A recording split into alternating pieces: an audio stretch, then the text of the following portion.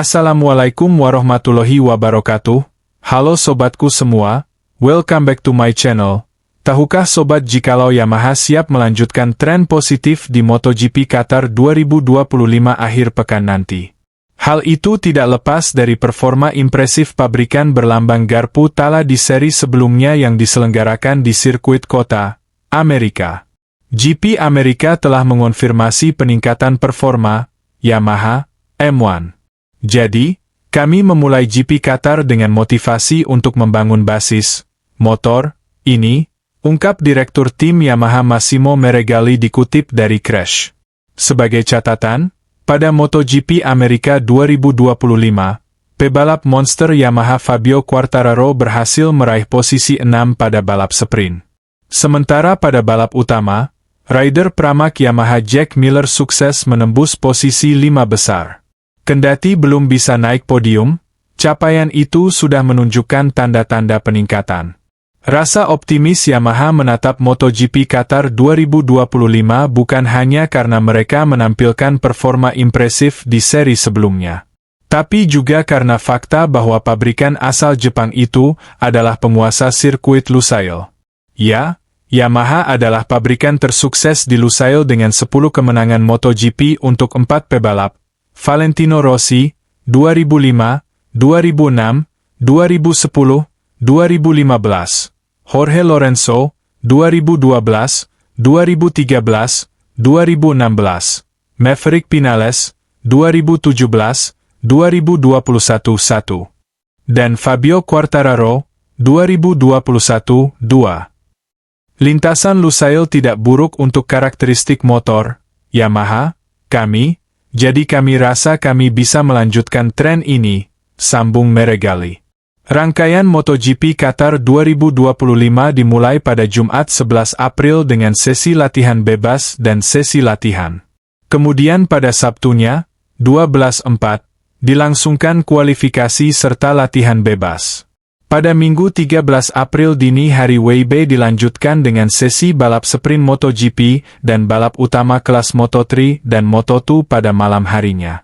Nah sobat, tim Tech3 mungkin berada di urutan terakhir dalam klasemen. Tetapi Grand Prix ketiga musim ini menunjukkan tanda-tanda yang menggembirakan bagi Poncharal. Persinggahan di Austin, Texas merupakan persinggahan yang penting bagi tim asal Prancis ini, dengan masalah teknis yang mempengaruhi Maverick Vinales dan pertaruhan Enea Bastianini pada minggu yang digagalkan oleh penangguhan prosedur start. Namun demikian, untuk pertama kalinya tahun ini, tim Prancis melihat dua pembalapnya meraih poin. Pembalap Spanyol itu harus puas dengan urutan ke-14 di akhir balapan, di mana rekan setimnya melintas di bawah bendera finish di posisi ke-7. Capaian terbaik La Bestia pada tahap awal kejuaraan ini. Bastianini bertengger di posisi ke-9 MotoGP Thailand, namun kecelakaan di Argentina membuatnya tidak bisa mengekspresikan diri. Akhir pekan di Texas juga menandai penampilan pertama tim di Q2 tahun ini, dengan Vinales menuntaskan lomba di urutan ke-10 grid. Kami sangat senang dengan Maverick, karena sejak hari Jumat dan seterusnya dia memiliki perasaan yang sangat baik di trek yang dia sukai, kata Poncharal kepada GP1. Kita semua ingat tahun 2024, di Austin, saat ia meraih pole position, kemenangan sprint dan GP, dengan penuh percaya diri. Bersama Maverick, untuk pertama kalinya tahun ini, kami langsung masuk ke Q2 pada Jumat, dan itu membuat kami dalam suasana hati yang baik. Cepat di atas KTM, untuk pertama kalinya musim ini, Vinales tidak dapat memetik hasil dari efisiensinya. Ia terpaksa berhenti saat sprint karena mengalami getaran, kemudian terjebak dalam kemelut di awal Grand Prix. Apa yang terjadi pada Maverick pada minggu sangat disayangkan karena tim telah menghilangkan getaran tersebut. Maverick cukup senang saat pemanasan, tapi kemudian ada masalah teknis di grid, keluh bos Tech3 itu.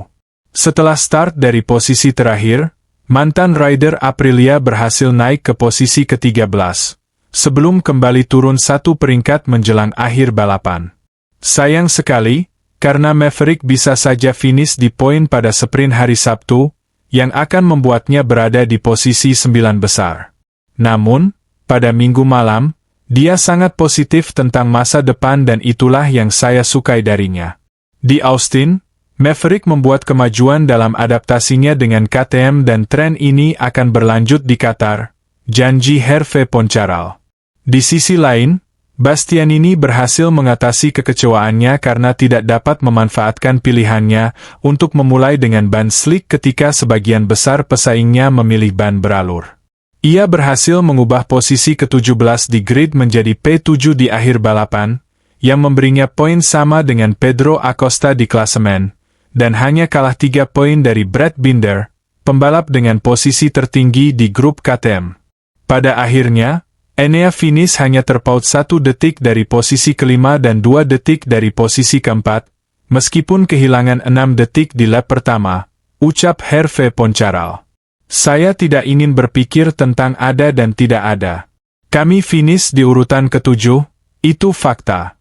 Namun, Enea kembali dengan kecepatan yang mengejutkan dan dia secara praktis memiliki Morbidelli, yang berada di urutan keempat, dalam genggamannya. Maverick mencatatkan waktu putaran yang sama dan, seandainya dia berhasil start dari posisi ke-10 di grid, saya rasa finish 5 besar mungkin saja terjadi. Pertanyaannya sekarang adalah apakah perubahan kurva hasil ini menunjukkan bahwa titik balik telah tercapai dan bahwa performa sekarang akan dipertahankan pada tingkat yang lebih tinggi untuk dua pembalap yang baru saja menemukan karakter KTM RC16. Bagi Hervé Poncharal, yang lebih penting dari hasil terbaik Bastianini untuk Tech 3 hingga saat ini adalah bahwa ia telah menunjukkan kemajuan, dan pembalap asal Italia ini menjelaskan bahwa ia mulai merasa selaras dengan motornya. Di Buriram, ia mengkritik fakta bahwa ia hanya cepat di paruh kedua balapan dan menyalip 13 kali. Di Amerika Serikat, ia memiliki perasaan yang sangat baik dengan motornya sejak awal hari pada hari Minggu. Di sesi pemanasan, kami berhasil meningkatkan perasaannya berkat beberapa modifikasi. Lanjutnya, kondisi pikiran para pembalap dan tim kami jauh lebih baik daripada yang ditunjukkan oleh penampilan dan hasil yang sebenarnya. Saya harus berterima kasih kepada kedua pembalap dan kepala mekanik mereka. Saya sangat terkesan dengan apa yang dilakukan Alberto Giribola untuk Enea dan dengan cara Manu Chazeaus mendukung Maverick. Kami memiliki dua tim yang kuat di pit. Saya berharap api yang menyala di Austin akan terus menyala di Doha dan kemudian di balapan-balapan Eropa. Sementara itu, Aprilia Racing akan turun dengan formasi lengkap di putaran keempat musim ini di sirkuit internasional Lusail di pinggir ibu kota Qatar, Doha. Jorge Martin akhirnya kembali ke arena setelah pulih dari cedera, sementara Marco Bezzecchi siap menunjukkan konsistensi performa terbaiknya. Jorge Martin kini siap kembali ke lintasan untuk memulai kembali bersama Aprilia Racing setelah absen di 3 balapan awal musim ini karena cedera saat latihan di awal tahun. Pembalap asal Spanyol itu sempat mengalami patah tulang serius pada radius dan scaphoid di tangan kirinya, serta cedera pada tumit di sisi yang sama. Martin menjalani operasi pada 25 Februari dan program terapi fisik intensif dengan harapan dapat kembali ke lintasan secepat mungkin. Namun, sebelum kembali ke lintasan, ia harus mengikuti uji kesehatan yang dilakukan oleh tim medis MotoGP untuk memastikan dirinya siap bertanding. Setelah melewati awal musim yang menantang akibat 2 kali cedera, 1 kali cedera saat melakukan uji coba di Sepang kemudian saat latihan, Jorge Martin kini menjadikan evaluasi kondisi fisiknya sebagai prioritas utama usai 5 bulan vakum. Marco Bezzecchi akan bertolak ke Qatar dengan ambisi untuk memaksimalkan potensinya, setelah menunjukkan perkembangan positif di kota. Pembalap asal Italia ini telah menunjukkan kecepatan luar biasa dan semangat juang tinggi dalam 3 balapan awal.